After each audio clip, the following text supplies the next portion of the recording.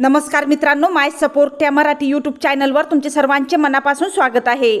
संपूर्ण महाराष्ट्रासाठी आताच्या क्षणाच्या सर्वात मोठ्या आणि महत्त्वाच्या ठळक बातम्या। राज्यात 10 धडाकेबाज निर्णय, उद्यापासून सर्वांना खुश खबर। 18 जुलै शुक्रवार, काही मिनिटांपूर्वीच्या ह्या बातम्या आहेत। या संदर्भात सविस्तर माहिती या व्हिडिओत जाणून घेऊया। तत्पूर्वी तुम्ही माय सपोर्ट या मराठी यूट्यूब चॅनलवर नवीन असाल तर खाली दिलेल्या लाल रंगाच्या सबस्क्राइब बटनावर क्लिक करा आणि समोरील बेल आयकॉन क्लिक करा, जेणेकरून महाराष्ट्राच्या ताज्या बातम्या तुमच्यापर्यंत सर्वात आधी पोहोचतील। तर चला सविस्तर बातम्या जाणून घेऊया।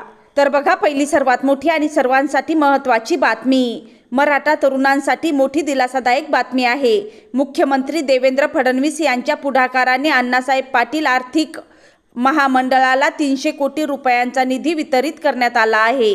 हा निधी मराठा समाजातील तरुणांना स्वयंरोजगार आणि उद्योजकतेसाठी मदत करण्याच्या उद्देशाने मंजूर करण्यात आला आहे।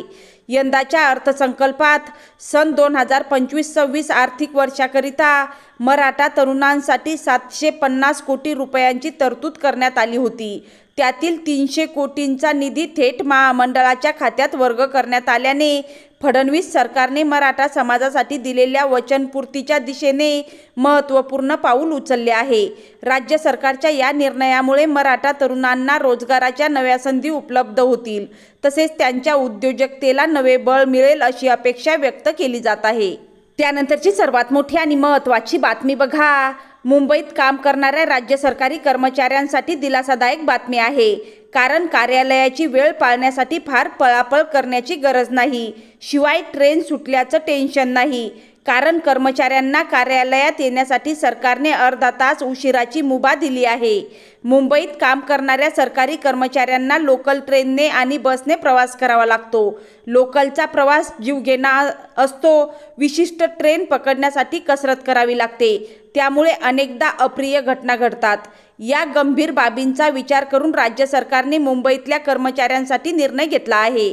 त्यामुळे आता सरकारी कर्मचाऱ्यांनी कार्यालयात पोहोचण्यासाठी अर्धा तास उशीर केला तरी चालेल। राज्याचे परिवहन मंत्री प्रताप सरनाईक यांनी विधानसभेत याबाबत माहिती दिली। या निर्णयामुळे मुंबईतल्या रेल्वे व्यवस्थेवरील ताण कमी होईलच, पण ऐनवेळी कार्यालयात पंचिंग करण्यासाठीची गर्दीही कमी होईल। भाजप आमदार अतुल भातखळकर यांनी मुंबईतल्या लोकल अपघाताचा मुद्दा उपस्थित केला होता।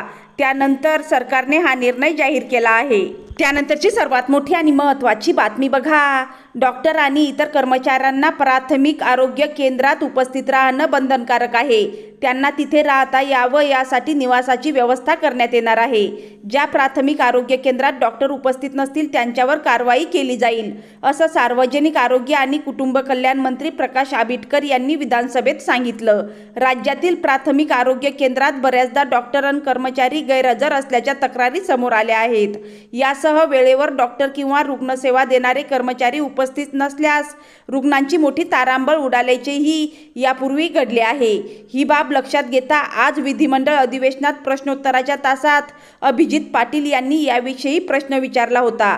त्यावर आरोग्यमंत्री प्रकाश आंबेडकर यांनी उत्तर दिलं।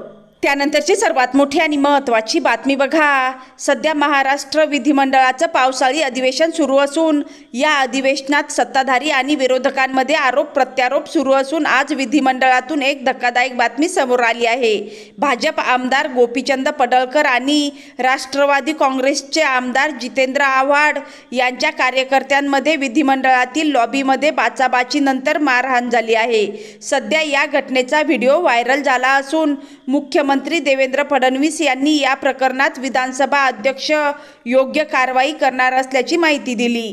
तर आता या प्रकरणात राज्याचे माजी मंत्री सुधीर मुनगंटीवार यांनी देखील या प्रकरणाची चौकशी करण्यात यावी आणि आमदारांसोबत गंभीर गुन्ह्यांचे लोकांना विधिमंडळ परिसरात परवानगी देऊ नये अशी मागणी केली आहे। सुधीर मुनगंटीवार आज माध्यमांशी बोलत होते।